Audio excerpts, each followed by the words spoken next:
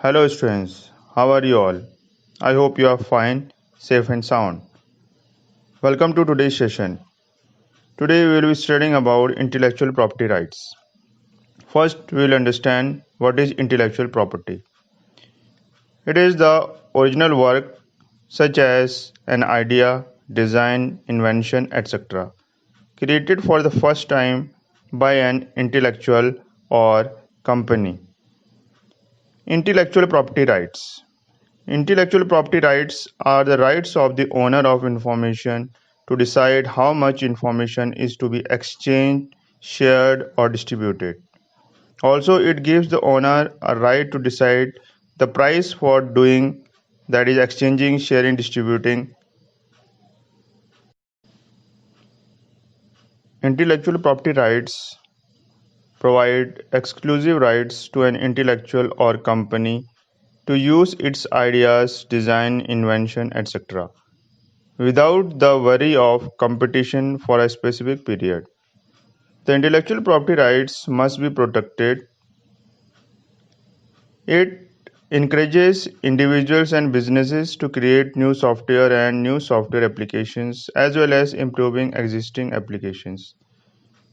It also ensures new ideas and technologies are widely distributed. Also promotes investment in the national economy. So there are some measures by which we can protect intellectual property rights. First, patent, second, copyright, third, trademark. तो चलते हैं आगे यार। Types of IPR. सबसे पहला patents. Patents एक IPR हो गया जो कि किस चीज़ से जुड़ा है, इन्वेंशन से जुड़ा है। तो बेसिकली आपने कोई नई चीज़ बनाई है, एक कॉस्ट्यूम बना दिया जिसे पहनकर लोग उड़ने लगें आयरन मैन से भी अच्छे तरीके से। तो आपने उसका अगर इंटेलेक्चुअल प्रॉपर्टी राइट के लिए अप्लाई किया है तो आपको कौन सा वाला आईपीआर मिलेगा? आपको पेटेंट्स का आईपीआर मिलेगा। और अगेन ये कुछ फिक्स पीरियड ऑफ टाइम तक रहेगा। फिर आता है आपका कॉपीराइट जो कि एक इंटेलेक्चुअल प्रॉपर्टी राइट है और ये आपको मिलता है किसी ओरिजिनल क्रिएटिव वर्क के लिए। अब ये ओरिजिनल क्रिएटिव वर्क आपके द्वारा लिखा गया एक गाना हो सकता है, बनाई हुई एक मूवी हो सकती है, लिखी हुई एक किताब हो सकती है। ठीक है, तो ऐसा तो नहीं है कि गाना और म्यूज़िक और मूवी या बुक पहले नहीं बनाई गई हैं, लेकिन आपने जो बनाया वो पहली बार दुनिया में बनाया जा रहा है। तो इसके एक्सक्लूसिव राइट से आप इस चीज़ को मेंशन करते हो, डिफ़ाइन करते हो कि किस कंडीशन में कोई और इसे कॉपी कर सकता है या यूज़ कर सकता है। तो बेसिकली आप बोलोगे कि अगर आप मुझे इतना पैसा दो तो आप मेरी वर्क को कॉपी कर सकते हो, या फिर आप मुझे इतना पैसा दो तो आप मेरे वर्क को यूज़ कर सकते हो।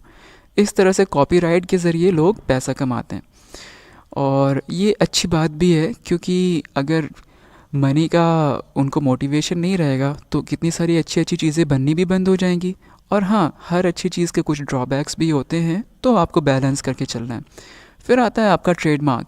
ट्रेडमार्क बेसिकली हर कंपनी का लोगो हो गया।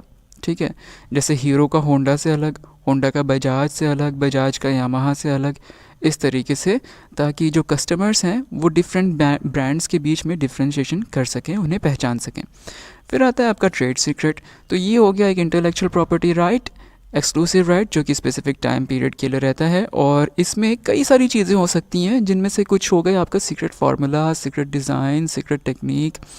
ठीक है, और इसे कंपनी इस्तेमाल करती है दूसरे कंपनीज़ के ऊपर एडवांटेज रखने के लिए। अब आपके पास कोई किसी चीज़ का फार्मूला है, दूसरे कंपनी के पास नहीं है, तो आप फ़ायदे में रहोगे ना, वही चीज़ है। तो यहाँ पे एक बात ये है, जब ये ट्रेड सीक्रेट है, जब आपको इसे सीक्रेट रखना ही है, तो पहली बात आप इसे जाके रजिस्टर क्यों कराते हो? रजिस्टर कराओगे तो दुनिया में पता चल जाएगा ना कि ये सीक्रेट नहीं रहा भाई, अब तो सबको पता हो गया, ऐसी भी कोई चीज़ होती है। तो इसकी बस एक सिंपल सी वजह है कि अगर आप सही में कोई कंपनी चला रहे हो तो आप किसी भी सीक्रेट को सीक्रेट नहीं रख पाओगे। आपके कंपनी से अगर एक एम्प्लॉय जाकर दूसरे कंपनी में चला गया, कंपनी से निकलकर दूसरी कंपनी में चला गया और वहाँ जाकर अपना सीक्रेट, आपकी कंपनी का सीक्रेट दूसरे कंपनी में बता दिया, इससे क्या होगा? दूसरी कंपनी भी वो सीक्रेट इस्तेमाल करना शुरू करेगी। तब आप क्या करेंगे? कुछ नहीं कर सकते ना। इसीलिए जब पहली बार में ही आपने कोई सीक्रेट डिस्कवर कर लिया है, आप जाकर इंटेलेक्चुअल प्रॉपर्टी राइट में अपना ट्रेड सीक्रेट को रजिस्टर करवा लो। इससे क्या होगा, अगर किसी दूसरे कंपनी ने आपके ट्रेड सीक्रेट को कॉपी करने की कोशिश की तो आप कम से कम उस पर केस करके कुछ कंपनसेशन तो ले सकते हो, और हो सकता है फिर आगे से कोई कंपनी आपके ट्रेड सीक्रेट को इस्तेमाल करने की ज़रूरत भी ना करे।